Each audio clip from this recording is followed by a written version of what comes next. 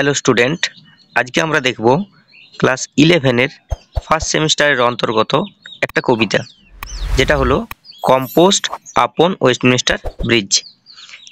কে লিখেছিলেন? William Wordsworth. তো এই পোয়েমটা পড়ার আগে আমরা এর নিয়ে কিছু কথা জেনে নিই। তো এই পোয়েমটা হলো একটা সনেট। সনেটটা কি? সনেটটা হলো 14 লাইনের একটা কবিতা। ঠিক আছে, এটা খুব ইম্পর্টেন্ট কিন্তু তোমাদের জন্য। সনেট কাকে বলে? আর সনেটটাকে দুটো ভাগে ভাগ করা যায়, একটা হচ্ছে শেক্সপিয়ারিয়ান সনেট আর একটা হচ্ছে পেট্রাকন সনেট। তাহলে এই সনেটগুলো মধ্যে শেক্সপিয়ার যে সমস্ত সনেটগুলো লিখেছিল সেগুলোকে বলা হচ্ছে শেক্সপিয়ারিয়ান সনেট, এবং বাকি রাইটার্সরা যেটা লিখেছিল সেটা হচ্ছে পেট্রাকন সনেট।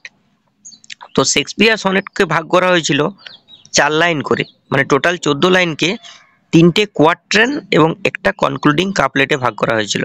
কোয়াট্রেনটা কি না, 4টা লাইনকে বলা হচ্ছে কোয়াট্রেন। তাহলে চারটা করে 3বার থাকতো, মানে 3টা কোয়াট্রেন, আর লাস্টে 2 লাইনকে বলা হচ্ছে কনক্লুডিং কাপলেট।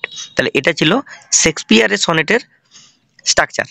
আর বাকি যে সমস্ত রাইটারগুলো লিখেছিল তাদের সনেটটাকে ভাগ করা হয়েছে অক্টেভ আর সেস্টেট।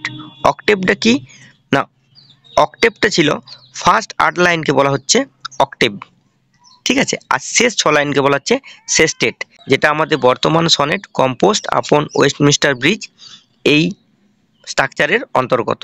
ফার্স্ট 8 লাইনকে আমরা দেখব অক্টেভ এবং শেষ 6 লাইনকে বলবো সেস্টেট। আর এর মাঝে 8 লাইন শেষ হওয়ার পর যখন লাস্ট যে 6 লাইন আছে, এখানে একটা ভোল্টা থাকে, মানে মোচড়, মানে কাহিনী।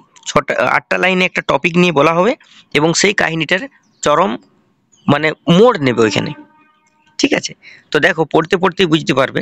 তো এইটা আমাদের বর্তমান যে কম্পোস্ট আপন ওয়েস্টমিনিস্টার ব্রিজ যে সনেটটা রয়েছে, এটার একটু ব্যাকগ্রাউন্ডটা বলে দিই না। এখানে কবি উইলিয়াম ওয়ার্ডসওয়ার্থ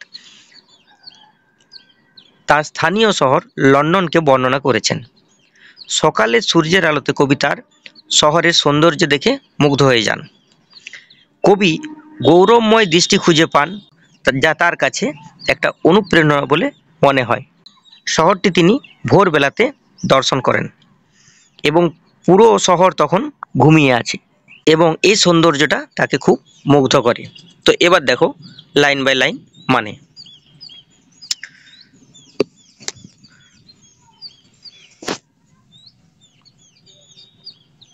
তো দেখো কি বলছে, আর্থ has not anything, earth has not anything to show more fair.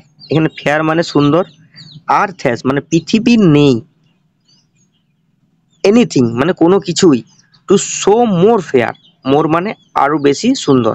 কারণ পৃথিবীর এর থেকে বেশি সুন্দর কিছু দেখানোর নেই, মানে এটাই বেশি সুন্দর। পৃথিবীর এর থেকে বেশি কিছু সুন্দর দেখানোর নেই, মানে এটাই সব থেকে সুন্দরতম। ঠিক আছে, কোনটা না, লন্ডন শহরের যে বিউটিটা সকালবেলাতে, এটাকে বলতে চাইছে।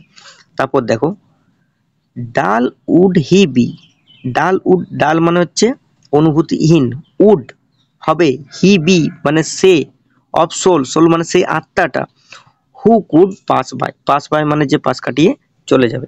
তার মানে কবি বলতে চাইছেন যে যদি কেউ এই দৃশ্যটাকে পাশ কাটিয়ে চলে যায় তাহলে সে কি হবে, একজন অনুভূতিহীন। ঠিক আছে, তারপর দেখো, এ সাইড মানে একটা দৃশ্য, সো টাচিং মানে এতটাই মর্মস্পর্শী, ইন ইটস ম্যাজেস্টি, ম্যাজেস্টি মানে হচ্ছে তার আপন মহিমায়। তার মানে একটা দৃশ্য যেটা আপন মহিমায় মর্মস্পর্শী, মানে যেটা আমাদের ভিতরে অন্তরে ছুঁয়ে যায় সেইটাই। ঠিক আছে, তারপর দেখো, this city now doth, doth মানে ডু, তার মানে এই শহরটা now doth like a garment, garment মানে হচ্ছে পোশাক, মানে এই শহরটা একটা পোশাক পরে আছে, কিসের না, we are the beauty of the morning, মানে সকালবেলার যে সৌন্দর্য, এই সৌন্দর্যটাকে কি বলা হয়েছে, একটা পোশাক, আর সেইটা কি পরে আছে, এই শহরটা। কিরকম না, সাইলেন্ট অ্যান্ড বেয়ার মানে নিস্তব্ধ এবং সাজসজ্জা বিহীন। ঠিক আছে, তারপর দেখো, শিপস মানে জাহাজগুলো, টাওয়ার্স মানে মিনার্স, ডোমস মানে গম্বুজ, থিয়েটার্স মানে হচ্ছে নাট্যশালা, অ্যান্ড টেম্পেলস মানে মন্দিরগুলো, লাই মানে শুয়ে আছে, open unto the fields and and two the sky. দেখো এইখানে মানে শিপস যে জাহাজগুলো, টাওয়ার্স যে মিনারগুলো, ডোমস যে গম্বুজগুলো, থিয়েটার নাট্যশালা এবং মন্দির, এগুলো সবগুলোই কোথায় আছে না ওপেন আন্ডু দ্য ফিল্ডস মানে ফাঁকা মাঠের মধ্যে সব আছে। আর সেটা এইখানে ওপেন কথাটা দ্বারা আবার কি বোঝাচ্ছে না এ open unto the sky, open to the sky, তার মানে এটা কোথায় আছে খোলা মাঠের আছে এবং খোলা আকাশের নিচে আছে। কোনগুলো? Ships, towers, domes, theatres and temples, এইগুলো। ঠিক আছে, তারপর দেখো all bright and glittering in the smokeless air.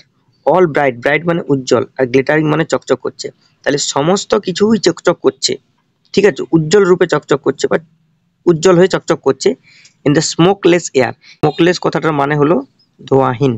ঠিক আছে, তো কেন ধোঁয়াহীন? কারণ শহরের যে ব্যস্ততা সেটা এখনো শুরু হয়নি। কবি যখন শহরটাকে দর্শন করছেন তখন ভোরবেলায়, ঠিক আছে, লন্ডন ওই ওয়েস্টমিনস্টার ব্রিজের উপর দাঁড়িয়ে তিনি লন্ডন শহরটাকে পরিদর্শন করছেন, সকালের সৌন্দর্যটা।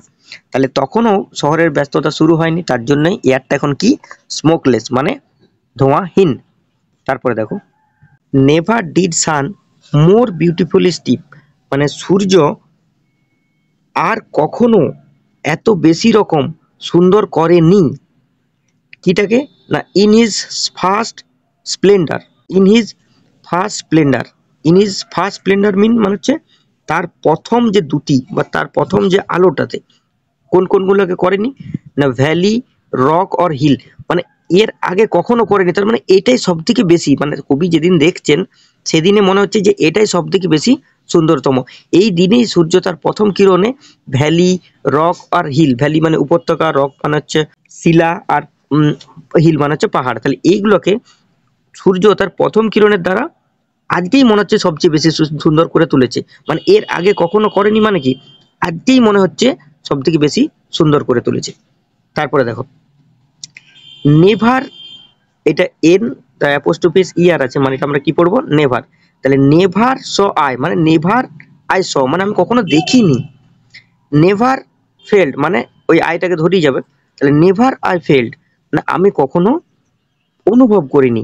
এই ক্লাম, ক্লাম মানে হচ্ছে নিস্তব্ধতা বা শান্ত বা শান্তি। ঠিক আছে, আমি কখনো দেখিনি এবং কখনো অনুভব করিনি এতটা শান্তি বা এতটা শান্ত। ঠিক আছে, সো ডিপ মানে গভীর শান্তি, মানে আমি কখনো অনুভব করিনি এবং কখনো দেখিনি এতটা শান্তি বা এতটা শান্ত। দ্য রিভার গ্লাইডেড মানে রিভারটা গ্লাইডেড করছে মানে বয়ে চলছে at his own sweet will মানে তার নিজস্ব ইচ্ছাতে। এবার দেখো এখন স্টিমাররা যখন যায় নদী একটা দিকে বয়ে চলে, আর স্টিমাররা কি করে, স্টিমার বা বড় বড় জাহাজগুলো যদি স্রোতের বিপরীতে আসে তখন কি হয়, নদীরা বাধা পায় চলার পথে। তাহলে এখন তো শহরটা শুরু হয়নি, তাহলে এখন কি হচ্ছে, এখন নদীটা নিজের ইচ্ছা মতো বয়ে চলছে। নদীতে জাহাজ বা বোট এই সমস্ত যখন চলা শুরু করবে তখন নদীটা বাধাপ্রাপ্ত হবে।